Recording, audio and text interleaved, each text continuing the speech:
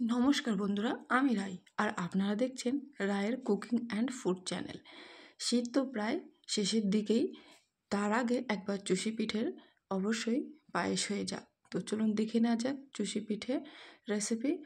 আমি এখানে গোবিন্দভোগ চাল নিয়ে নিয়েছি, আর গোবিন্দভোগ চাল দিয়ে চুষি পিঠে তৈরি করলে পিঠের টেস্টটা কিন্তু দ্বিগুণ হয়ে যায়, অসম্ভব টেস্টি হয়। তো চালটাকে আমি সকালবেলা ভিজিয়ে রেখেছিলাম, 2-3 ঘন্টার মতো ভিজিয়ে ভালো করে শুকিয়ে নিয়ে এবার একটা মিক্সিং জারে দিয়ে ভালো করে চালের গুঁড়ো তৈরি করে নেব। তো দেখুন চালের গুঁড়োগুলো খুব সুন্দর একদম মিহি করে তৈরি করে নিয়েছি। এবার কড়াইয়ে বসিয়ে দিয়েছি, আর কড়াই দিয়ে দিলাম বেশ কিছুটা জল। জলটা একটু গরম হয়ে আসলে এর মধ্যে পরিমাণ মতো লবণ দিয়ে 1 চামচ মতো আমি দিয়েছি, দিয়ে একটু ভালো করে গরম করে নিয়েছি। আর চালের গুঁড়োগুলোকে দিয়ে একদম সুন্দর করে ডোটাকে তৈরি করে নিতে হবে। এরকমভাবে প্রেস করে ডোটাকে ভালো করে তৈরি করে নিতে হবে। আর দেখুন ভালো করে কিন্তু ডোটা তৈরি হয়ে গেছে, মিশে গেছে। এবার একটা পাত্রে নামিয়ে নেব। পাত্রে নামিয়ে নেওয়ার পর একটু ঠান্ডা হয়ে যাওয়ার পর আমি এগুলোকে একদম যেরকম ঠিক আমরা রুটি খাওয়ার জন্য আটা মেখে নিই, ঠিক সেইভাবেই আমি হাত দিয়ে প্রেস করে করে একদম ডো ভালো করে তৈরি করে নিচ্ছি। দেখুন কত সুন্দরভাবে, তো একটু কিন্তু হাতে লাগছে না। তো খুব সুন্দরভাবে ডোটাকে তৈরি করে নিয়েছি। আর আমি এদিকে অন্য একটা বাটিতে একটু চালের গুঁড়ো নিয়ে এইভাবে ছোট ছোট করে চষিগুলো আমি তৈরি করে নিয়েছি। দেখুন খুব সহজে চষিগুলো কিন্তু তৈরি হয়ে যাচ্ছে। খুব কম সময়ের মধ্যে এরকম চষি তৈরি করা হয়ে যায়। তবে গোবিন্দভোগ চাল দিয়ে কিন্তু চষিটা অবশ্যই তৈরি করতে হবে, তাহলে চষির টেস্টটা ভালো হয় আর খুব সুন্দর একটা স্মেল বেরোয়, গন্ধটা দারুণ হয়। তো চলুন এইভাবেই আমি চুষি পিঠেগুলো বানিয়ে নিচ্ছি। খুব কম সময়ের মধ্যে কিন্তু তৈরি করে নিতে পারেন। দেখুন কত সুন্দরভাবে আমি চুষি পিঠেগুলো বানিয়ে নিয়েছি। আপনারা কিন্তু এইভাবে গোবিন্দভোগ চাল দিয়ে চুষি পিঠে একবার বাড়িতে অবশ্যই বানিয়ে দেখবেন। একটার সাথে একটাও কিন্তু লাগছে না, আর দেখতেও কি সুন্দর লাগছে দেখুন। এবার কড়াই বসিয়ে দিচ্ছি। এখানে আমি 1 লিটার পরিমাণ গরুর দুধ দিয়ে দিচ্ছি। আমি এখানে গরুর দুধ ব্যবহার করছি, আপনারা চাইলে কিন্তু প্যাকেট দুধ বা গুঁড়ো দুধও গুলে পায়েসটা আপনারা তৈরি করতে পারেন। তো গরুর দুধটা এখানে ভালো করে ফুটিয়ে নিয়ে এখানে আমি 1 বাটি পরিমাণ গুঁড়ো দুধ গুলে দেব। তাহলে কি হবে, খুব কম সময়ের মধ্যে দুধটা ঘন হয়ে যাবে, আর চষির টেস্টটাও কিন্তু দারুণ হবে। তো দেখুন এখানে গুঁড়ো দুধ নিয়ে নিয়েছি 1 বাটি পরিমাণ, দিয়ে দিচ্ছি, দিয়ে ভালো করে মিশিয়ে নেব।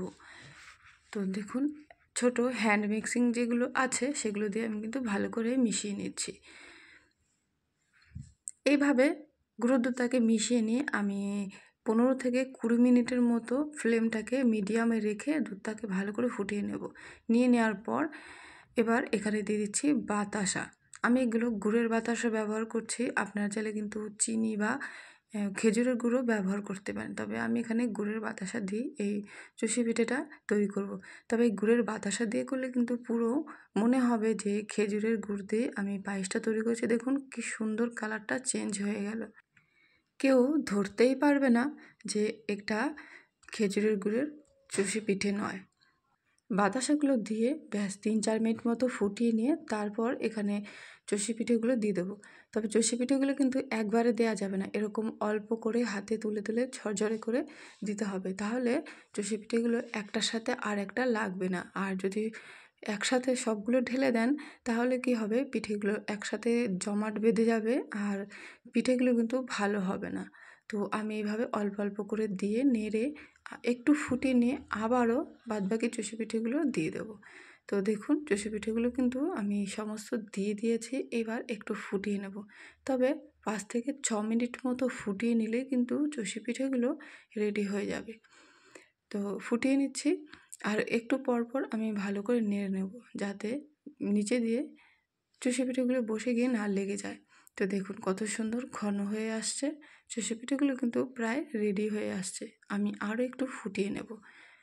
তো আজকের এই চষি পিঠের রেসিপিটি কেমন হলো কমেন্টে কিন্তু অবশ্যই জানাবেন।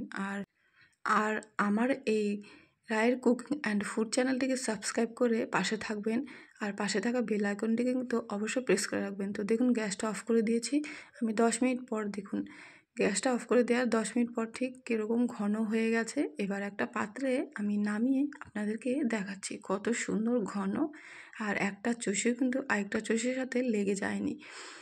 দেখতেও বেশ মিষ্টি, খুব সুন্দর লাগছে।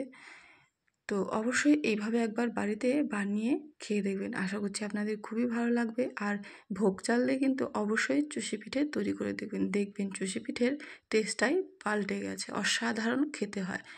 আর ওপর দিয়ে আমি এখানে একটু আলমন্ড বাদাম আর একটু কাজু গ্রেট করে দিয়ে দিচ্ছি, তাতে খেতেও ভালো লাগবে আর দেখতেও কিন্তু অসাধারণ লাগবে।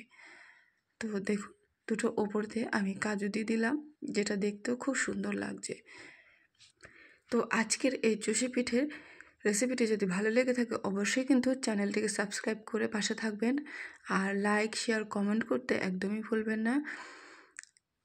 অবশ্যই এইভাবে একবার বাড়িতে ট্রাই করে দেখবেন। তো আজকের রেসিপিটি এখানে শেষ করছি। সবাই ভালো থাকবেন, সুস্থ থাকবেন, আবারও দেখা হবে নতুন ভিডিও নতুন রেসিপির সাথে।